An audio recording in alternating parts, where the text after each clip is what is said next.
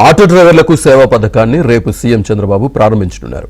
విజయవాడ మాకినేని బసవపున్నయ్య స్టేడియంలో auto cab డ్రైవర్లకు 15,000 అందించనున్నారు.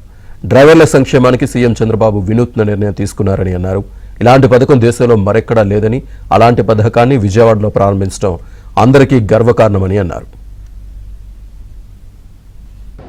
మేనిఫెస్టోలో పెట్టినట్టు ప్రతి ఆటో డ్రైవర్కి 15,000 రూపాయలు ఇస్తున్నామని ప్రకటించాం. అదేవిధంగా రేపు ఆ కార్యక్రమాన్ని వారి నలుగురి చేతుల మీదుగా ప్రారంభించుకుంటున్నాం.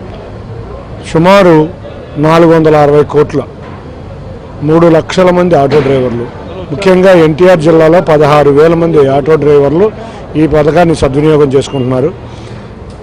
అందరూ కూడా ఇవాళ చాలా ఆర్థిక ఇబ్బందుల్లో ఉన్న ఆటో డ్రైవర్లు ఈ పథకం వల్ల ఎంతో కొంత ఒక సహాయం అంది మళ్ళీ వాళ్ళ ఆర్థిక పరిస్థితి మెరుగయ్యే విధంగా ఈ కార్యక్రమం ఉండబోతుంది.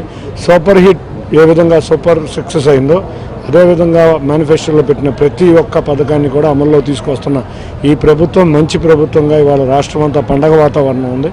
ఇదే పండగ వాతావరణం ఈ 3.5 సంవత్సరాలు కూడా పూర్తి చేసుకుని అన్ని హామీలు నిలబెట్టే విధంగా ఈ ఎన్డీఏ కూటమి ప్రభుత్వం పనిచేస్తుందని తెలియజేసుకుంటూ మరొక్కసారి ఈ ఆటో డ్రైవర్లకి అందరి కుటుంబాలకి అంతేకాకుండా ప్రజలందరికీ కూడా ఇవాళ ఇటువంటి పథకాలను ఎదురు చూస్తున్న ప్రజలందరికీ కూడా శుభాకాంక్షలు తెలియజేసుకుంటూ